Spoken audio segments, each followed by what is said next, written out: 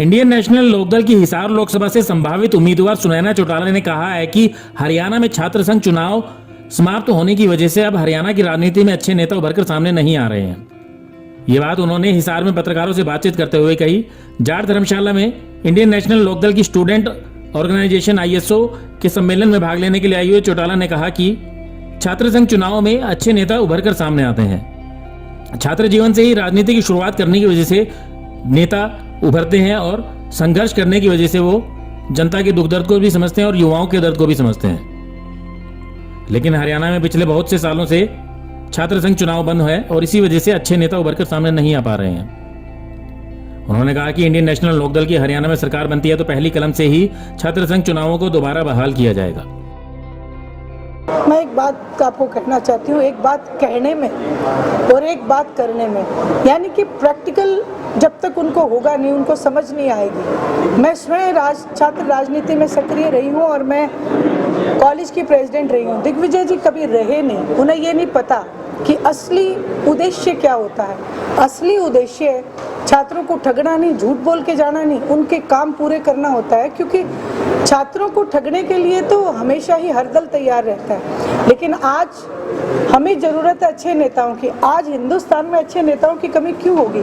क्योंकि कॉलेज के इलेक्शंस होने बंद हो गए। हरियाणा प्रदेश में केवल एक नेता एक दिन पहले बीजेपी की विचारधारा में है, फिर भाग के कांग्रेस की विचारधारा में चला जाता है। ये कमी इसलिए आई है क्योंकि छात्र संघ के चुनाव बंद हो गए। हमें नेता बनाने पड़ेंगे, इसलिए छात्र संघ के चुनाव बहुत जरूरी है। क्या मैनिफेस्टो में ये रखा जाएगा मैम, छात्र चुनाव जो कि बेस बताया जा रहा है, एक भविष्य है, क्या आपके मैनिफेस्टो में छात्र चुनाव भी रखा जाएगा? ISO के मैनिफेस्टो में बिल्कुल ये पहले से ही है और घोषणा की जा चुकी है हर मीटिंग में कि छात्र संघ के चुनाव करवाएंगे और ये अनिवार्य भी है। जी मैम, डंकी की अगर बात करते हैं, छात्र बहुत डंकी कर रहा है। अगर हम हरियाणा की बात करते हैं एज कम्पेयर टू पंजाब, बराबर आ रहा है डंकी को लेकर। पंजाब में पहले सुना करते थे कि विदेश में चले गए बच्चे, लेकिन आज हरियाणा प्रदेश के जो नौजवान बच्चे हैं वो या तो नशे की गर्त में चले गए या फिर देश को छोड़ के जाने पे मजबूर हैं। सीधा सीधा इस चीज़ की जिम्मेवार मौजूदा सरकार है।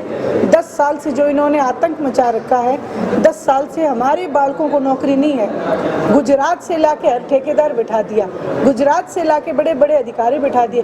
क्यों? क्या हमारे हरियाणा प्रदेश के बच्चों में काबिलियत नहीं है? ये दर्शाना चाहते हैं और मैं तो सीधा सीधा यही कहूँगी कि हरियाणा प्रदेश को गुलाम बनाना चाहते हैं। लेकिन हरियाणा प्रदेश का इतिहास रहा है, आप सबने भी देखा होगा। राजस्थान की तरह यहाँ पे कोई बड़ी बड़े इमारतें या बड़े बड़े क्यों नहीं है किले।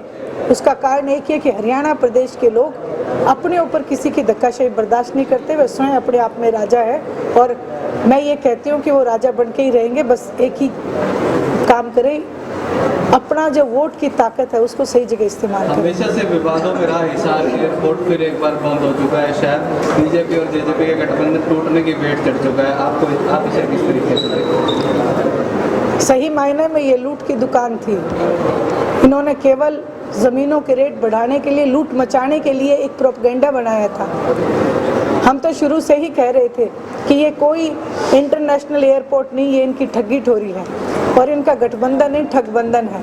आज जनता के सामने इनका असली चेहरा सामने आया है और हिसार को जो ठगा गया है, आज हिसार के एक एक मताधिकारी हैं उनको पता चल गया कि ये केवल एक लूट की दुकान खोली गई थी। आज तलवंडी राणा के लोग आज तक धरने पे बैठे हैं, उन्हें सड़क तक नहीं दी गई।